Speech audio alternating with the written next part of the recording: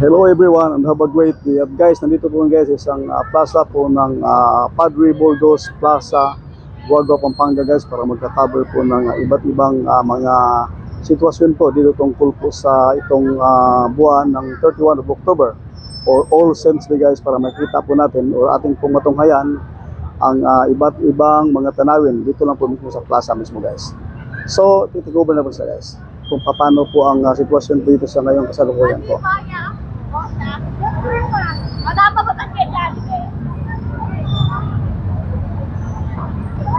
So we are here at the same time the entrance of this plaza.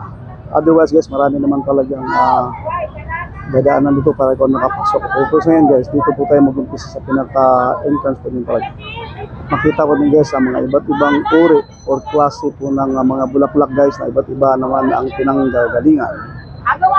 Yung iba naman ito guys, galing ng Baguio, Nueva Ecija, or Tarlac. So dito pa ito makikita guys ang iba't ibang mga nagagandahang mga bulaklak guys. So, tuloy lang po tayo guys.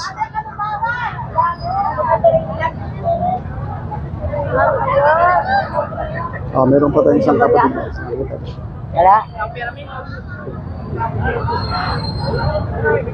So, ganyan po siya kibay guys.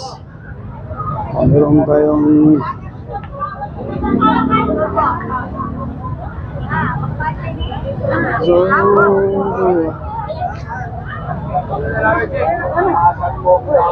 So, sa oras po guys ng mga 6 o'clock in this afternoon guys, napakarami na po talaga ang gustong bumili po ng mga iba't ibang uri po ng mga bulaklak guys kasi for the first time medyo may kamurahan pa kasi kapag ganito pala po ang sitwasyon.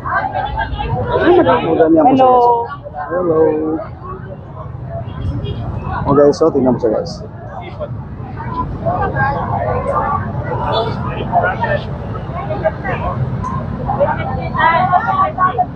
So karamihan po mga presyo ito guys sa mga bulaklak na guys, mga more or less 250 each. So hindi po siya ganong kamahalan. Otherwise guys, balik kabilangan ko to ang sitwasyon nito guys. Ito na po siyang kabuhan niya guys.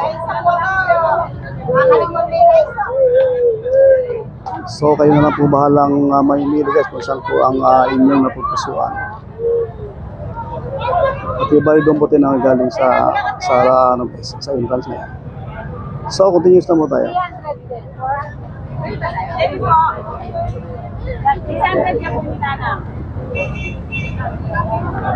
Check mo guys, napakaganda ito guys. Iba't ibang uri ng mga bulaklak guys na medyo may halaga. By the way guys, meron din silang worth about 300 guys. Katulad po nitong tinataas po ni Madam. Yan daw po, worth only 300. Plastic. Salin ako po. Meron na po, mayroong bubargin dito.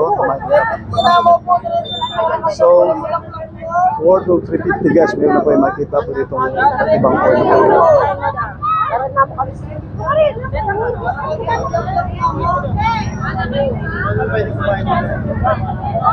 So, nandito na po tayo sa gitna.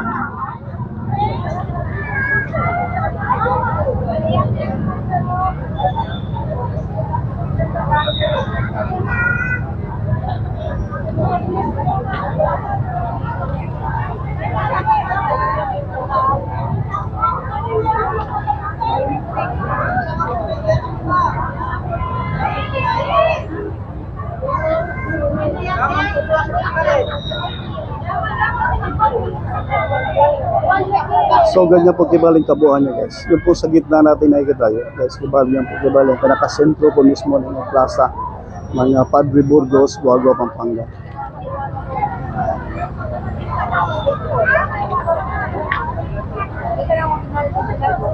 Tingnan mo si Lola guys. Naghanap rin siya ng bulaklak na siguro kanyang napupusuan.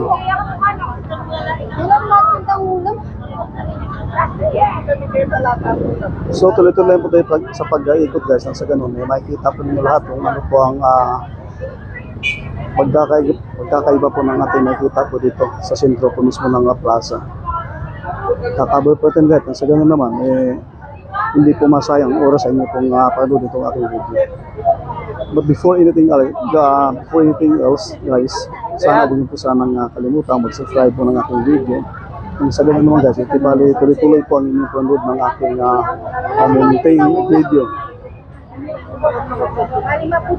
Pasensya na po guys kung medyo may kalikutan po ang ating camera dahil nga po nang naglalakad na po tayo.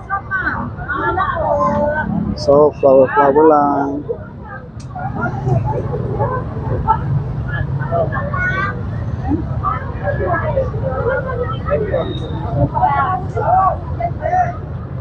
Magdala na kayo kung kaya kasi iba po pala makakonect yan. Kaya pa po makata.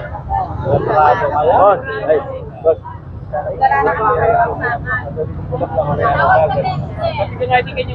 So, pasok lang po tayo sa gitna guys. Sa center po mismo ng kailang plaza. Para medyo maiba naman. The same time guys, meron din palang magtitinda dito guys. Na para bagang tingi-tingi. Dito siya tulad dun sa labas po na medyo ito pa guys, si ate po guys, nag-repack po siya, nag-assemble po siya ng iba't ibang design guys. Bagay, medyo may kabahan pa naman to guys, mga isang linggo pa kasi kibaling celebration dito. So mahaba pong oras na kanina pong pagsiservisyo para po sa mga taong bayan na makapili po ng iba't ibang uring bulaklak na kanila pong napupusuan. Ito guys, ang kasimbolo isa guys. So ganyan lang po.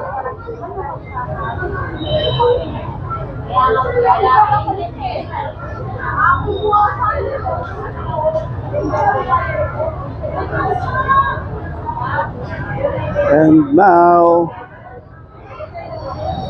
so guys, nakabot ko na po lahat ng aking video na gusto ko pong may papanood sa inyo. So hanggang dito na po guys.